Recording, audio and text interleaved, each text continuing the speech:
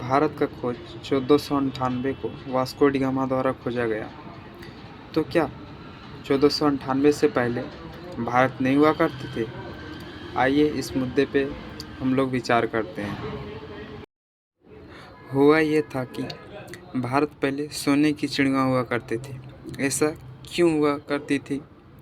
क्योंकि ऐसा इसलिए हुआ करते थे कि भारत के पास कपास तथा मसाले की खेती हुआ करते थे और ये यूरोपीय देश में नहीं हुआ करते थे।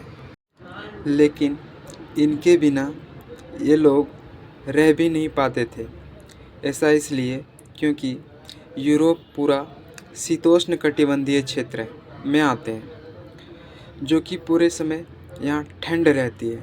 ठंड की वजह से यहाँ पूरे समय यहाँ खेती भी नहीं हो पाती और यहाँ जो भी खेती होती है उन्हें बचा के भी रखना अति आवश्यक है।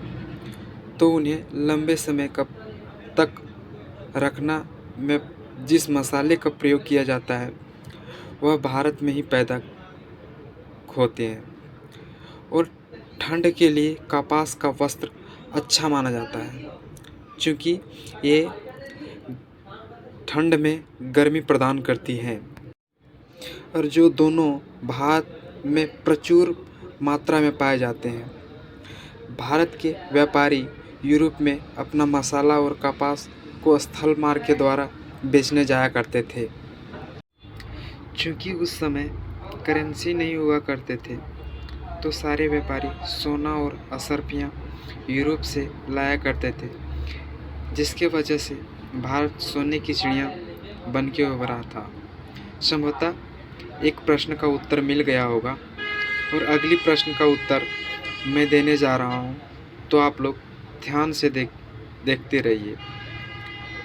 अब बारी है दूसरे सवाल की, तो चलिए चलते हैं आगे। चूँकि भारत के सभी व्यापारी स्थल मार्ग द्वारा जाया करते थे, तो जो भी देश इस रास्ते में मिला करते थे वो सारे लोग भारत के व्यापारी को लूटा करते थे, जिससे वह व्यापार करने में, जिसमें अफ़गानिस्तान, मंगोलिया, जर्मनी इत्यादि शामिल थे, और उन लोगों ने सारे व्यापारी को लूटना शुरू कर दिया।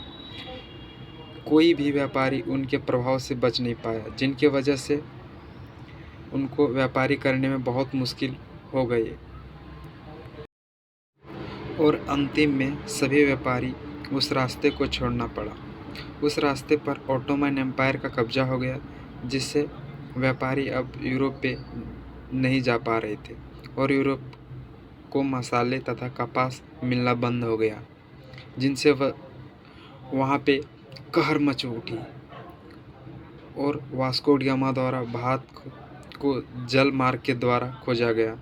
यूरोप अपने आसानी के लिए भारत पहले से ही था, क्योंकि वो स्थल मार्ग द्वारा खोजा जाता था, इस बार जल मार्ग द्वारा खोजा गया।